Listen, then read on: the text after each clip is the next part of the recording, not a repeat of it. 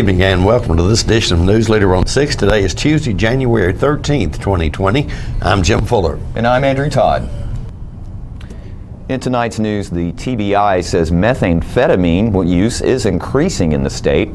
A Coffee County man is charged with TennCare fraud, and we'll speak with State Senator Janice Bowling about the medical marijuana legislation she is sponsoring. We'll have all these stories and more on tonight's News Leader on 6. Keith Barnett here at Russell Barnett Ford in Winchester. Check out the 2018 Ford Taurus, yours today for $26,992. That's Russell Barnett Ford on 41A in Winchester, home of the lifetime powertrain warranty. And remember, my question is, why buy anywhere else? You made the time and the sacrifice to broaden their horizons, to see their smiles, but mostly to make lifelong memories. We think it's time to do it again, just the two of you. Don't let illness or injury slow you down. The rehab team at Life Care Center of Tullahoma is ready to help you live well. Welcome back. For the first time since the TBI crime laboratories began keeping detailed statistics, methamphetamine eclipsed marijuana as the most submitted drug in the state in 2019. TBI Director David Rouse said, quote, "Drug addiction continues to be a major issue in Tennessee, and I believe the sharp increase in methamphetamine has a connection to our state's ongoing opioid crisis. Drug abusers often flow from depressants to stimulants and back again.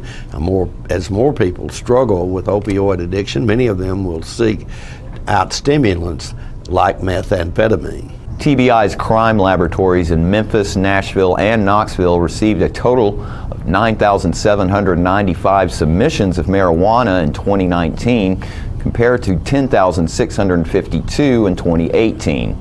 Comparatively, methamphetamine has continued to trend significantly upward in recent years, increasing from 3,748 submissions in 2015 to 12,072 in 2019. That has occurred, however, at the same time the state has been a sharp decline in the number of meth labs over the past decade, indicating an influx in imported methamphetamine. A Coffee County man is charged with TennCare fraud and theft of services for allegedly underreporting his income so that he and his family appeared to qualify for TennCare health care insurance benefits. The Office of Inspector General and the joint effort with the Coffee County Sheriff's Office announced yesterday the arrest of 42-year-old James Smithy of Manchester. If convicted, Smithy could face penalties of up to a maximum of 24 years in prison for the charges, which are Class D felonies. Tullahoma City Attorney Steve Worsham recently updated the city board on the status of downtown property donated to the city. The acquisition of some property by donation in downtown Tullahoma, and we have some exciting prospects for what we're going to do with that, which will be a real boon to the development of downtown. As you know, the city's involved in the Downtown Main Street program. I'm fortunate to be a member of that committee along with Winston, and of course Ms. Moody is helping with that as well. And this works into the plans that we have for the development of downtown as a focal point or a city center for Tullahoma. So that's an exciting prospect. We're about to finish up on all of the documentation necessary to acquire easements to complete the East Grundy Street sidewalk project. That's in the mill, and I promised Mr. Taylor that he'd have those deeds ready to be executed this week. It's been a long process because during the process when we were working on this, ownership changed for a couple of people's property, so we had to kind of revamp it all and do new things like that. You all may recall that about a year ago or so, a lawsuit was brought relative to the new convenience store and filling station at the corner of Conant Drive and Winchester Highway or West Side Drive. The city was a nominal party defendant in one of those suits. We got word from our attorney in Nashville, who's representing us through our insurance carrier, that it looks as if there's a tentative settlement brewing in that will result in the city's not having to have any economic impact at all on us, but there perhaps may be some things we might have to agree with regarding considering rezoning and things of that nature. We'll bring those things before you when the occasion arrives. And after these messages, we'll be right back. Keith Barnett here at Russell Barnett Ford of Winchester. Check out the 2018 Ford F-150 as low as $34,739. That's Russell Barnett Ford on 41A in Winchester, home of the lifetime powertrain warranty. And remember, my question is, Why buy anywhere else? When your family suffers the loss of a loved one, the caring and compassionate staff at Tullahoma Funeral Home and Coffee County Funeral Chapel are standing by to assist you in every way possible. We are proud to support local industry and offer only Batesville caskets. Many funeral homes don't own or operate a crematory.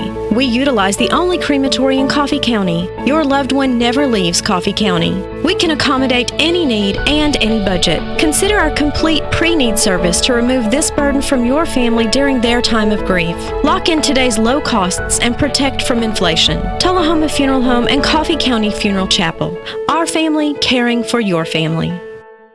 Welcome back. The Tennessee General Assembly opened its 2020 session today, and Tullahoma Senator Janice Bowling is sponsoring a major piece of legislation. I spoke with Senator Bowling last Friday about her bill, which would legalize medical marijuana in the state. Let's talk a little bit about this upcoming session of the General Assembly, which starts January 14th, I believe. Next Tuesday. You've got a piece of legislation that you worked on last year that I suspect that you're probably going to bring back this year, and that is medical marijuana. Early on when I met you, I probably would have thought that'd be the last thing Janice would be supporting, but now you are, and for what I think is good reasons, and you want to talk a little bit about that. Thank you, Jimmy. And when you thought I would be the last person, I would have agreed with you that there's no way. And so when we 2 years ago, a little over 2 years ago, there was a bill for medical cannabis, medical marijuana, and the young man from the House who was carrying it is a good friend, and we serve on government ops together, and he came up and he said, Senator Bowling, we're going to need your vote. And it was Jeremy Faison, and I said, Jeremy, how dare you ask me for my vote? You know I've worked against the opioid crisis. You know I carried the legislation that repealed the Intractable Pain Act of 2001 that had given legal cover. It was well-intentioned legislation that turned out to have horrible unintended consequences. And so I had carried the legislation that repealed that in 2015. I said, and now you're wanting same song, second verse? And he said, Senator Bowling, just read the material. Just read the research. Look up Dr. Raphael Meshulam from Israel and his research. I said, Jeremy, I'm going to have to vote on this in judiciary, so I will study the issue. I don't take my votes based on, putting my finger in the air and seeing what everybody else is going to do. I will do my homework, but I can't see it changing my mind. And after I read the research and read the realities and read the facts, 33 states have already passed medical cannabis, not because they're trying to legalize marijuana. Medical cannabis has strong medical implications. It can actually benefit at least 33 conditions that are well known of. And what my legislation would do would create a medical marijuana committee, and so, well, not a committee, but a commission, and that would be staffed with doctors, with agronomists, with lawyers, with law enforcement people, and those people then would create I had the bylaws, they would create the policies and procedures. I'm not a doctor, I can't say, but I know what I've studied, and I know a lot about medical cannabis now that I did not know 2 years ago. And the more I studied, the madder I got at Big Pharma, because it was Purdue Pharmaceutical that led our whole nation down this horrible opioid crisis intentionally by getting pain first pronounced to be the fifth vital sign. So we grew up knowing if you had some pain, you need to go to the doctor, something needed to be fixed. Well, they were then saying, pain, you've got to cure pain. Well, pain is a symptom. You don't want to get rid of that symptom that's giving you good warning. You want to have the underlying cause tended to. But it got to the point where the doctor was supposed to say, blood pressure, this, this, this. On a scale of 1 to 10, what's your pain today, Jimmy? And that's very subjective. And so people who were trying to skirt the law and medical professionals who were skirting the law, that gave them license to kill, because opioids were never intended, Oxycontin was never intended for long-term pain management. and certainly not in the numbers that were being dispensed. And it does not take long before someone, whether it's a homemaker who's gone in for some minor surgery and given some, or a young athlete who's had an injury that is prescribed the OxyContin and the other opioids, all of those things were leading to this crisis of addiction, of overdose. Over 2,000 a year in Tennessee have died. And Jimmy, that's touched everybody. Everyone knows somebody, whether their child died, their husband died, their parent died. It's not only the deaths, it's all the hearts that are broken that are left behind, or the lives that have been ruined. And this is not necessary. There are other things that can be given for pain. Medical cannabis is one of the things. And you feel like that's something that's actually going to help deal with the opioid crisis that we already faced? In the states that have passed medical cannabis, there's been over a 14% reduction in the sale of opioids, but equally important, or maybe even more important, 24.6, 7, or 8, so let's just say almost 25% reduction in opioid deaths. Now, that year that it was 2000, that's phenomenal. 500 people would be alive today, you know, statistically. Right. And so that's something, that's huge. And not only that, once you get people from never getting on the opioid, you don't have to get them off of it. They were given the medical cannabis, which is not addictive. You know, a lot of times the literature had said, oh, it's addictive, it's a gateway drug. It is not. It is neither of those. And neither has there ever been an overdose death of medical cannabis or of marijuana. We'll be right back with more News Leader on 6. It's not invoice.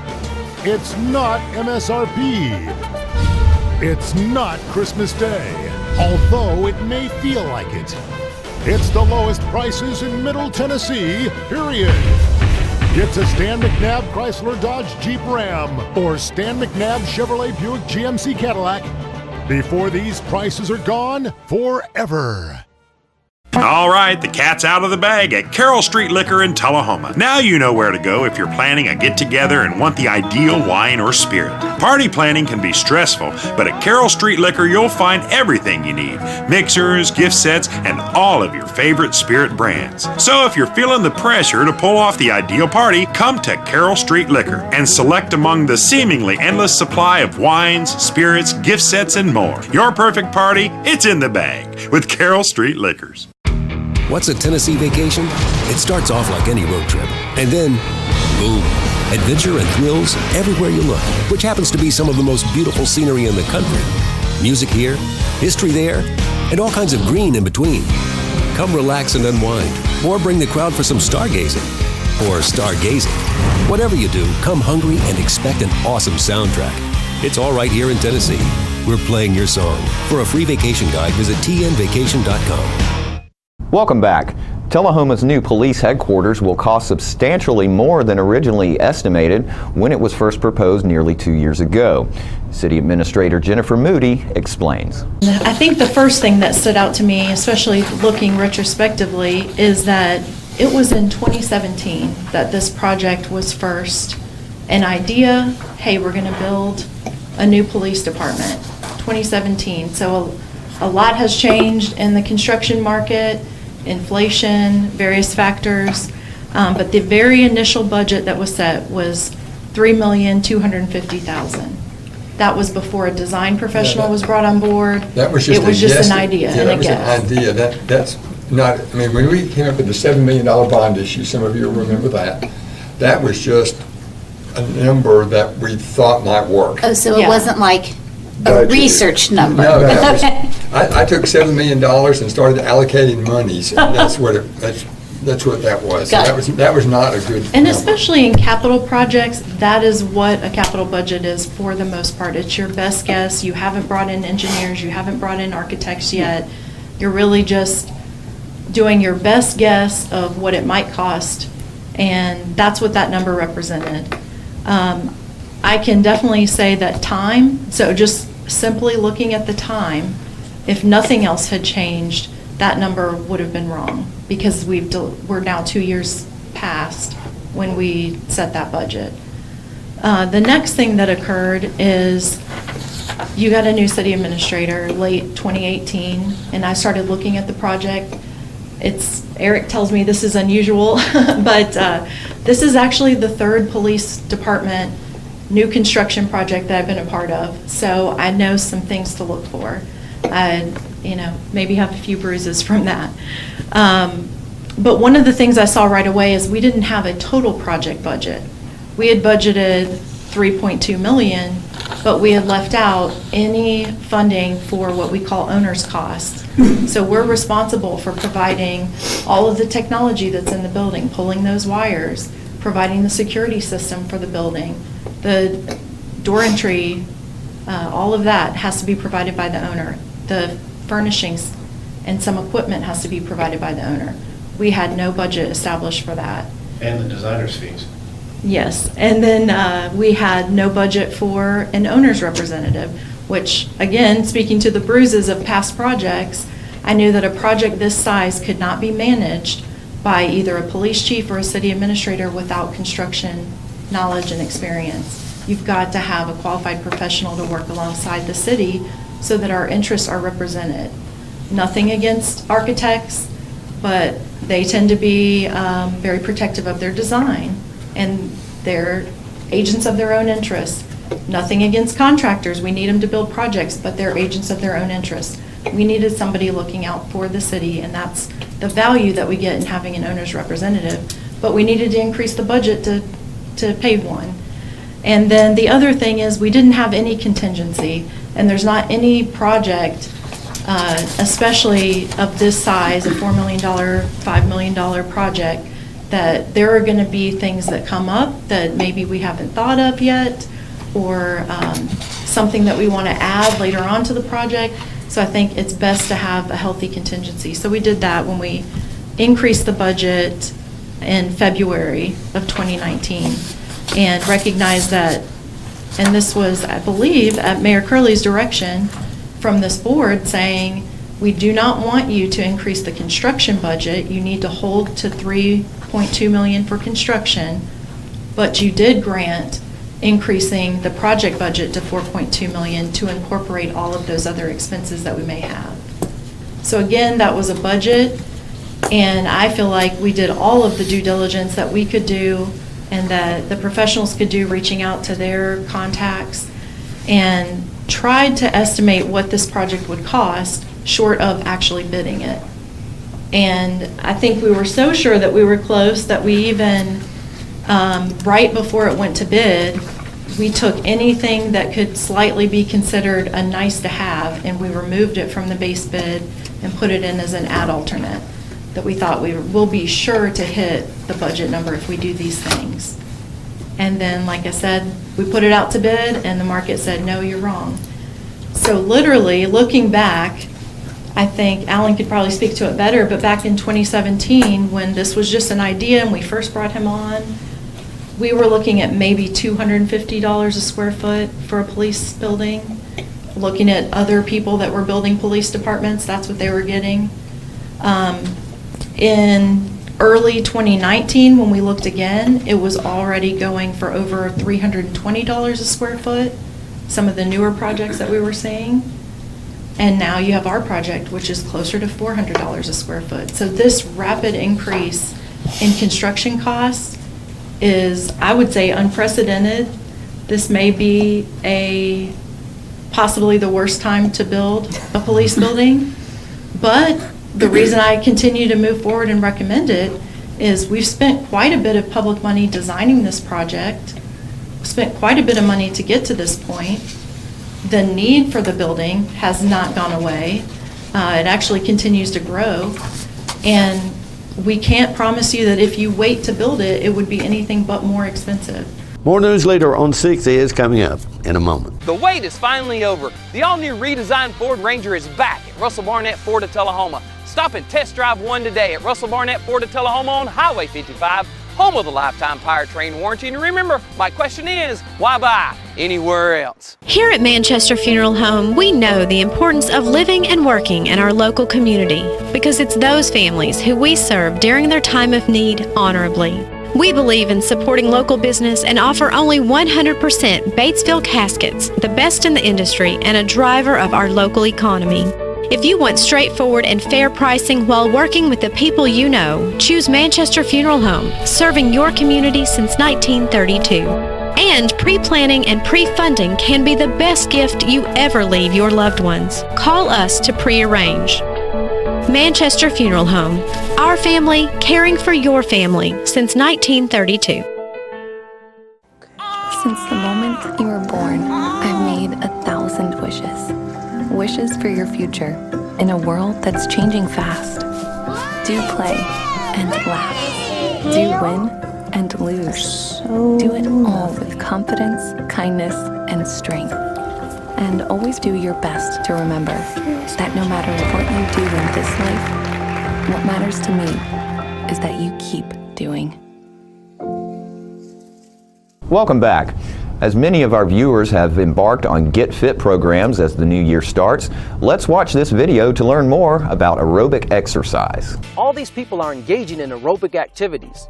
What does that mean? Well, aerobics, what is also referred to as cardio, is any activity that gets you breathing harder and your heart beating faster for a continuous period of time. Aerobic activity could be walking briskly, running hard, riding a bicycle, pushing a lawnmower, swimming in the sun, or dancing under the stars. I'm Dave Patania, and in this video, I'll show you what counts towards the guidelines for aerobic activities. For substantial health benefits, it's recommended that most adults get at least 150 minutes a week of moderate intensity aerobic activity, such as brisk walking, or 75 minutes a week of vigorous intensity aerobic activity, such as jogging, or an equivalent mix of both moderate and vigorous intensity aerobic activity each week. Intensity is simply how hard your body is working during aerobic activity. To count toward the guidelines, it requires a moderate or vigorous level of effort. But how do you know if you're doing a light, moderate, or vigorous intensity aerobic activity? For most people, daily activities such as shopping or light housework don't increase your heart rate very much. That makes these activities light intensity. Things such as walking briskly, swimming, or mowing the lawn increase their heart rate some, making them moderate intensity activities. Vigorous intensity activities include such workouts as running, playing basketball, swimming laps, or mountain biking. These activities really get your heart pumping and you breathing heavily. Toes to the back. Very good. Here's a simple way to find out your level of activity. It's called the talk test. I've just started walking slowly on this treadmill, a light intensity activity. Now, as you can hear, I can still speak normally, but in a few minutes when I increase my pace,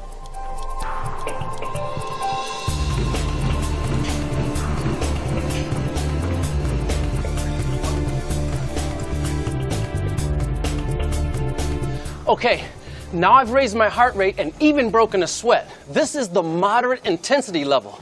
I'm still able to talk fairly normally, but listen when I try and sing. She'll be coming round the mountain when she...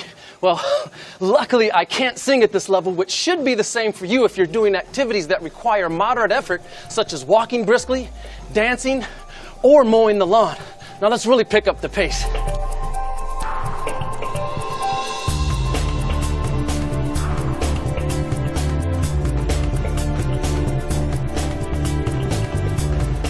Okay, now I'm jogging. And as you can tell now, I'm not able to say more than a few words without pausing for a breath. I'm breathing hard and fast, and my heart rate has increased quite a bit. This is vigorous intensity activity.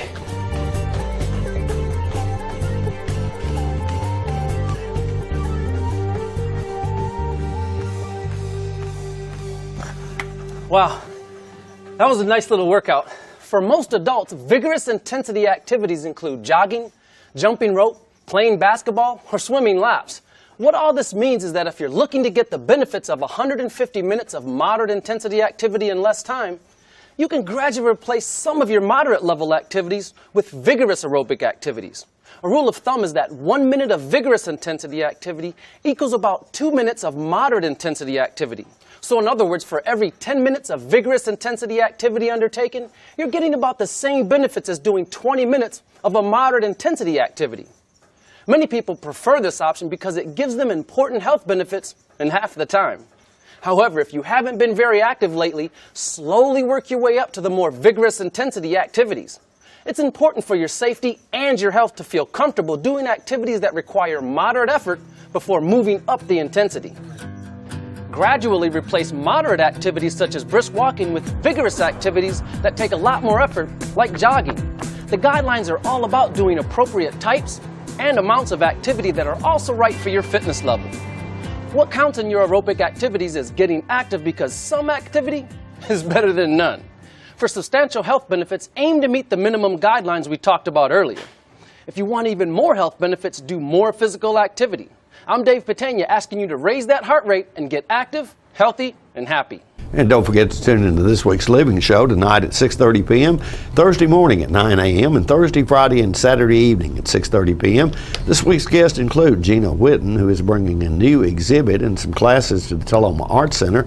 Winston Brooks and Richard Chastain will stop by to tell us what's happening with the city of Tullahoma. And Angie Sowers from Tenova Harton has a luncheon coming up about how to eat better when dealing with type 1 diabetes. All that and more on this week's Living. And stay with us. We'll have your weather forecast right after these messages. Mustang Sally. You better slow that Mustang down at Russell Barnett Ford in Tullahoma on Highway 55, where you can receive up to $4,000 off original MSRP. That's Russell Barnett Ford in Tullahoma. And remember, my question is, why buy anywhere else? We're losing it, Doctor. Not on my shift. Quickly, brush.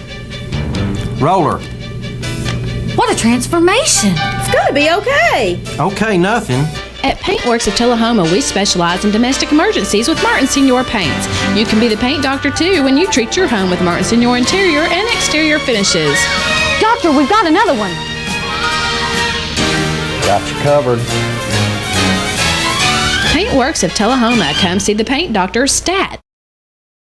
Welcome back. We'll take a look at your weather forecast at this time, starting with your weather history on this day. Our record high was in 1932 at 72 degrees. The record low was in 1963 at 0. Average high on this day is 49 and the average low is 31. Rain in the forecast for tonight with a low of 58. Scattered thunderstorms remain in the forecast for Wednesday with a high of 69 and a low of 38, and partly cloudy weather on tap for Thursday with a high of 50 and a low of 35. And that's our news leader report for this evening. We invite you to join us each Tuesday, Thursday, and Saturday at 6, 8, and 10 for News Leader on 6. You have a good evening. Have a great evening.